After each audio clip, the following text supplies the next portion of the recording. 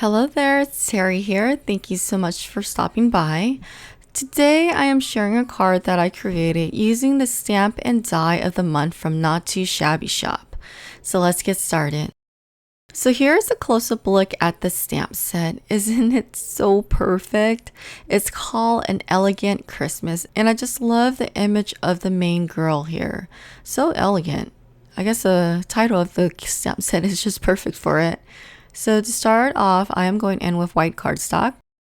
I am using an alcohol-friendly cardstock here, and I placed it in my mini Misty platform. Then going in with a Copic marker-friendly ink, I stamped out the images onto my cardstock. I did have to stamp that out twice just to make sure I got a good impression. And now for the coloring, and I am going in with my Copic marker, and I love using Copic markers because blending is just so easy, and I love how the images look after using the Copic markers. But you can pretty much use any coloring medium here. I think this image would be really fun with watercolor markers or even just watercolors. Okay, so like always, I will go ahead and leave a timestamp down below. If you're interested in the coloring part, just sit back and enjoy. But if you're not, you can go ahead and forward it to that time. Okay, I'll see you guys in a little bit. Say nothing lasts forever, and every light grows dim. The sport's taking water, now it's sink or swim. Say when it rains, it pours down. Trouble comes like a flood. I'm caught up in the whirlwind. Seems what we had never really was. Maybe it's raining outside. All the tears that we've cried, bottle them up, fill up an ocean. Real love ain't really like this. No second guessing, no bittersweet kiss. So why waste any more of our time working so hard to be just alright? No, real love ain't really this hard. Can't tame to run away from. It's about time we let this go. We've held on so long. Oh, the good Lord knows real love ain't really like this, no.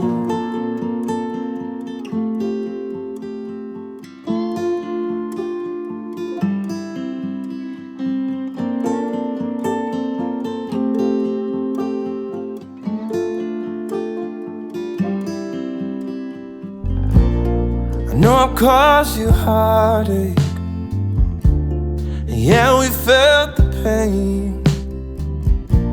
You can call me a liar, but baby, we're expired. There's nothing here to say. There's someone for everyone.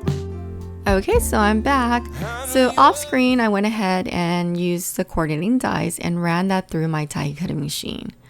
Before I start working on the scene building part, I like placing the die cut pieces onto my craft mat here. And I'm using the A2 size guide on my mat, and I'm placing the images on there just to kind of get an idea of how much spacing I have on the card panel. And once I figure that out, it's time to create the background scene. So one of the stamp sets that I'll be using to create the background scene is this one here by Picket Studios, and I'm using one of the stamps from that set to create hardwood floors.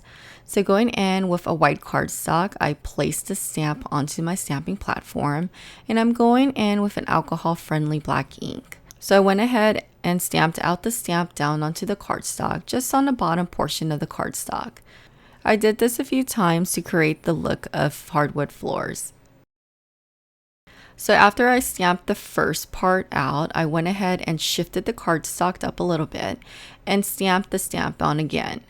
And I did that 3 times to get 3 even looks of the hardwood floors. I know the stamping part looks a little crazy here, but once you color it in, it actually looks really nice. Okay, and after that was completed, I went in with Copic markers and I just added a few colors on the bottom to create the look of hardwood flooring. Okay, so after the coloring part of the hardwood floors are done, I wanted to create another scene element onto my card panel. And this stencil here is also from Picket Studios. And I really like this stencil because it reminds me of wallpaper. So I'm using it as wallpaper for this card front. So when using a stencil, I like using my Make Art magnetic station, and I like it because it holds my stencil and card panel in place when I'm ink blending. And before I start on the ink blending, I wanted to go ahead and mask off the bottom of the card panel. So going in with my Hefty Doodle masking paper, I just placed that on the bottom of the card panel. And now it's time for the ink blending part. I like using small ink blending brushes when I'm blending around small intricate parts of the stencil. And this is my favorite one. This is from Picket Studios and it comes in a lot of sizes. And the smallest size is very tiny, so it gets into all of the grooves of the stencil. So after I was done blending, I went ahead and removed the stencil and just going in with the same inks that I used earlier, I'm just blending out the areas that are white. I didn't want it to be too white, so just wanted to add a little bit of colors in the background. Okay, and then I went in with my trimmer and trimmed down the card panel to 4 inches by 5¼ inches. And now I'm just trying to play with the placement of the card panel. And after I figured out a placement onto my card panel, I used liquid adhesive and popped everything on top of the card panel. Then going in with liquid adhesive again, I adhere that onto a black matted cardstock and adhere that onto a white folding card base.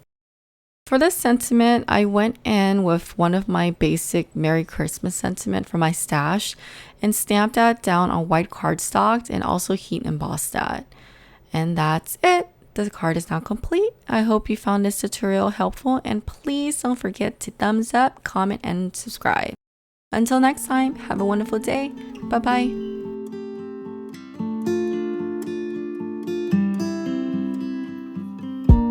Say nothing lasts forever, and every light grows